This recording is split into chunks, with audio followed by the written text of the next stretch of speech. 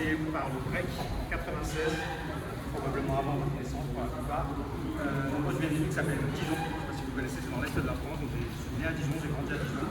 J'ai commencé par le break en 96, ensuite j'ai fait un petit peu de fun style, c'est le à partir de 99, 2000, j'ai fait ça en parallèle du break. Et au début des années 2000, j'ai commencé à voyager à New York, en 2003, et j'ai découvert une langue qui s'appelle le up rock. Est-ce que vous avez déjà entendu parler du up rock? Vous avez déjà entendu parler du top rock? Oui. Top rock, c'est les pas de préparation qu'on fait en break avant de descendre au sol. Le up rock, c'est un peu une danse qui ressemble à une danse de combat. Vous avez peut-être déjà vu. On est face à son adversaire en battle. On mine des armes, etc. Donc ça, c'est une danse qui est née avant le break et c'est un peu l'ancêtre du break en fait. Moi, j'ai découvert cette danse-là au début des années 2000 à New York et j'ai commencé à voyager à New York pour me perfectionner dans cette danse, pour apprendre auprès de pionniers.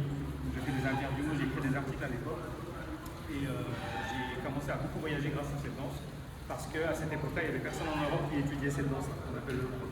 Donc j'étais un des premiers en Europe, le premier en France. Et ça fait que les gens ont commencé à faire beaucoup appel à moi en Europe pour donner des ateliers, pour donner des workshops. J'ai beaucoup voyagé pour donner des workshops de up rock. Et ici, on parlait de workshops de break, de up rock, etc. Et à partir de... J'ai beaucoup voyagé. J'ai fait à peu près presque une quarantaine de pays pour justement diffuser cette danse-là. Parce qu'en fait, c'est une danse qui est plus ancienne que le break, mais personne ne la connaît vraiment. Donc il y avait besoin que les gens en fait, apprennent les racines du break. Donc en fait, c'est une danse qui est née à New York, principalement dans la communauté afro-américaine et portoricaine. C'est vraiment une chose qui a beaucoup arrivé. Et l'an dernier, on a fait appel à moi pour entraîner les deux athlètes américains qui ont fait les Jeux Olympiques en piste et leader logistics, si vous voyez qui c'est, et Victor pour les garçons.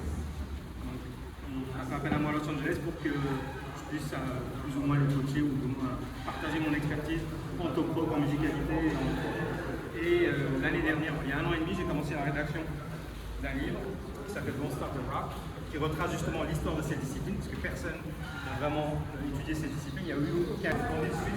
C'est un peu une version simplifiée de rocking ou le rock en général, c'est un peu plus complexe.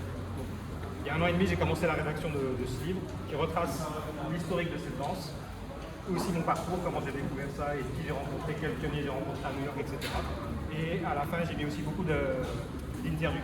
J'ai rencontré beaucoup de pionniers de la discipline et des gens de différentes générations et de différents quartiers à New York. Et j'ai fait des interviews que j'ai intégrées dans ce livre. Donc en fait, ça retrace tout l'historique, mais j'ai aussi mis des illustrations. J'ai fait appel à un illustrateur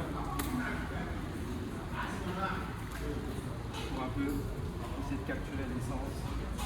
Comment il n'y avait pas de vidéo, on n'a pas l'archive à l'époque. On a essayé de reproduire avec des petits dessins. Donc il y a plusieurs illustrations, il y a des photos d'époque, des archives. Et voilà, ça vous permet, avec ce livre, de connaître un peu l'historique de cette danse et la philosophie de chaque danseur, parce que j'ai intégré toutes les interviews sans toucher dans leur intégralité. En fait, j'ai mis toutes les interviews dans leur intégralité. J'ai pas touché, j'ai pas édité, j'ai pas raccourci, donc tout est là. Donc voilà, j'ai essayé de faire court, mais si vous avez des questions, c'est avec grand plaisir. Je pourrais échanger avec vous. Si vous n'avez pas de questions, on pourra remettre la musique et danser avec grand plaisir. Et si vous avez des questions, n'hésitez pas.